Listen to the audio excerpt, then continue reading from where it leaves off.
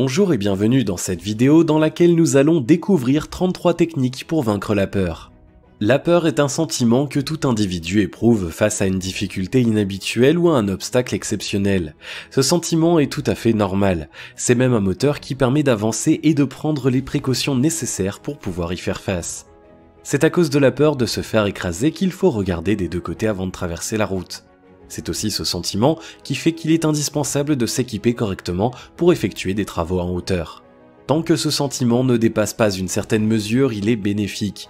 Par contre, lorsqu'il empêche d'avancer, il devient capital de le combattre. Dans ce sens, il est plus courant de parler de phobie.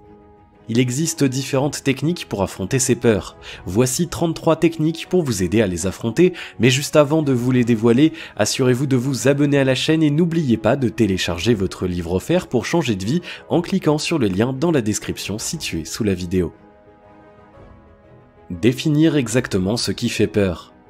Les consultations dentaires sont souvent source de stress et de peur chez un grand nombre d'individus.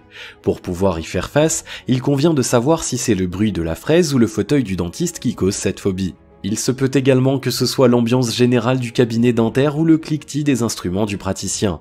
Quoi qu'il en soit, en sachant exactement ce qui fait peur, il devient plus difficile de trouver le moyen de le surmonter. Faire la différence entre la peur et la phobie.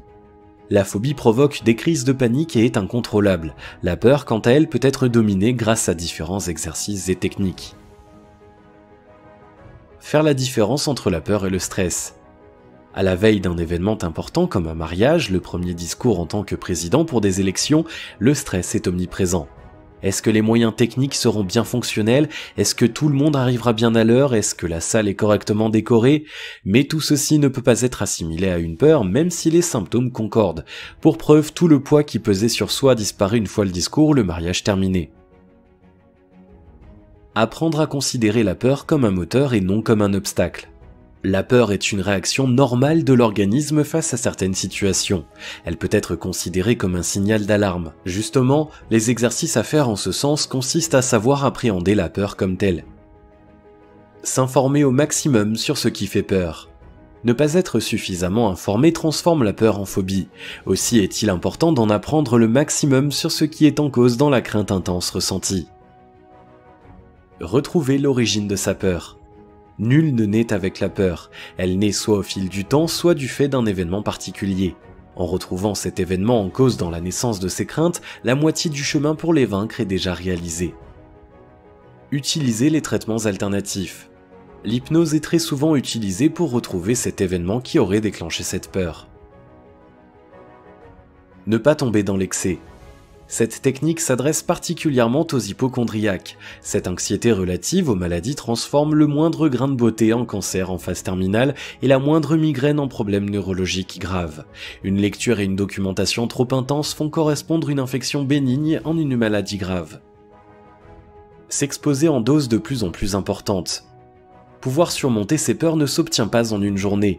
Il est indispensable de s'entraîner tous les jours. Aussi, autant de fois que possible, il convient de faire face à ces peurs, mais à faible dose. En fonction de son intensité, la peur peut être dominée après un travail plus ou moins long. Ne pas brûler les étapes. Pour vaincre la peur du vide, le saut à l'élastique n'est pas forcément la meilleure solution. La victoire s'obtient grâce à de petites batailles quotidiennes. Ne pas amplifier ses craintes. La peur prend des proportions importantes lorsque l'imagination est amplifiée.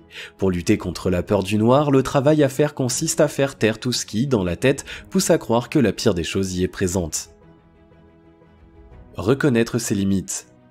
La peur n'est pas un sentiment qui disparaît en un clin d'œil. Il faut du temps pour y parvenir et surtout de la volonté. Surmonter la peur demande un travail sur soi, la volonté de repousser petit à petit ses limites et un jour les abolir. Cesser de se dévaloriser. La peur de parler devant un public est courante, elle concerne 80% de la population. Il convient donc d'arrêter de penser être le seul concerné par cette crainte et de trouver l'astuce qui permet d'y faire face. Imaginer que tout l'auditoire est dévêtu est un conseil que recommande un certain nombre de personnes pour réussir sans crainte à tenir un discours en public. Accroître sa confiance en soi. La peur vient souvent d'un manque de confiance en soi, cette impression de ne pas être à la hauteur, de ne pas avoir la force nécessaire pour affronter l'ennemi, la peur conduit à baisser les bras au moindre soupçon de crainte. Se forger un mental de gagnant. Je peux y arriver. Cette phrase pourtant toute simple, répétée autant de fois que nécessaire, peut donner le courage qu'il faut pour affronter ses peurs. Cessez de se considérer comme un cas particulier. Tous les individus ont une crainte, voire plusieurs. La peur est le propre de l'homme, il est impossible de ne pas en avoir. Les causes sont diverses, mais la peur est bel et bien présente chez tout le monde. Le courage et la force, c'est de savoir avancer malgré ses craintes. Se relaxer. Respirer un bon coup, faire le vide dans son esprit puis se lancer, ces recommandations ont fait leur preuve pour trouver assez de courage pour affronter ses craintes. Se récompenser. Dans cette lutte contre ses craintes, chaque instant peut être une bataille. Chaque avancée, même moindre, mérite une récompense. Celle-ci deviendra alors une motivation pour poursuivre sa lutte. Extérioriser ses peurs. Ceci signifie d'abord être pleinement conscient de ses peurs et reconnaître les tremblements et autres symptômes. Extérioriser ses peurs signifie aussi avoir le courage d'en faire part à d'autres personnes. S'adresser à des spécialistes. Vaincre la peur est un exercice qui, dans certains cas, nécessite l'aide de professionnels. Aussi est-il important de les contacter afin de ne pas rester prisonnier de ses craintes. En parler avec ses proches. Certaines peurs sont tellement ancrées en soi qu'il est difficile, voire impossible de les affronter seul. La famille et les amis ont alors un rôle à jouer, oreille attentive, conseils et encouragement. Se tourner vers le coaching personnel. Un coach personnel est un professionnel qui saura procurer les armes indispensables pour faire face à toutes les situations. Il est impossible de passer en revue toutes les circonstances auxquelles un individu peut être exposé pendant toute son existence, mais le coach saura aider celui-ci à y faire face quelle que soit la situation dont il est question. Rencontrer des personnes qui partagent ses craintes. Il n'y a que les personnes qui ont les mêmes craintes que soi qui sont capables de la meilleure compréhension. Il est alors intéressant de rejoindre les associations et autres groupes de discussion qui ont en commun la volonté de combattre la peur. Faire comme si, s'imaginer en vainqueur dans le combat contre la peur. L'imagination joue un rôle important.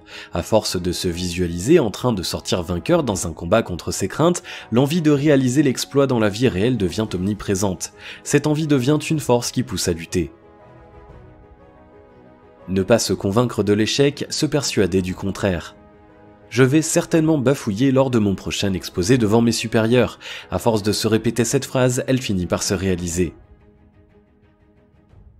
Faire correspondre la forme de peur et la manière d'y faire face. Les techniques pour combattre la peur de l'avion ne seront certainement pas les mêmes que celles à appliquer pour avoir le courage de prendre le volant d'une voiture. Profiter d'une thérapie cognitivo-comportementale.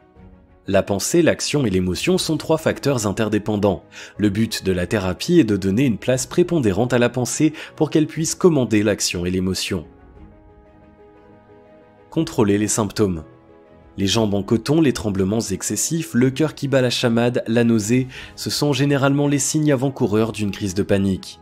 Lorsqu'elles ne sont pas contrôlées, elles submergent totalement l'individu qui ne peut alors esquisser le moindre mouvement.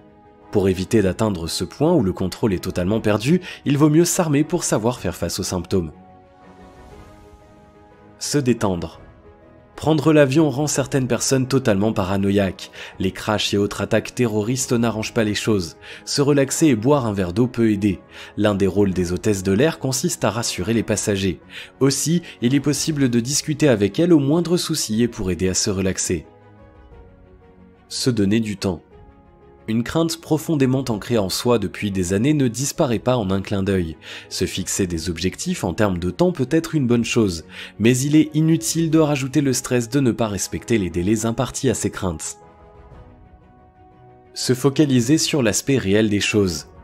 Une araignée n'est qu'un insecte, l'eau n'est qu'un des 4 éléments, la foule n'est qu'un ensemble de personnes. Une approche aussi réaliste voire simpliste constitue une aide pour dédramatiser toutes les situations qui pourraient causer une peur démesurée. Utiliser les bêta-bloquants et les médicaments anti-anxiogènes.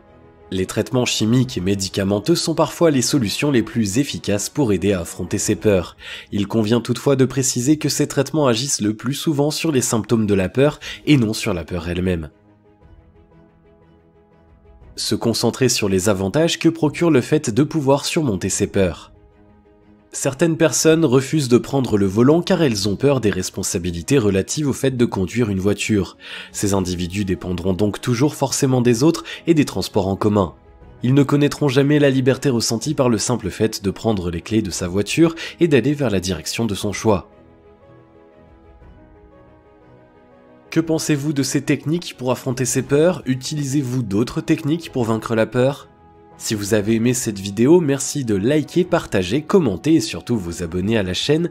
Et vous êtes également libre de recevoir le nouveau livre 7 secrets pour changer de vie maintenant en cliquant sur le lien situé dans la description en dessous de la vidéo et on se retrouve très vite pour une prochaine vidéo.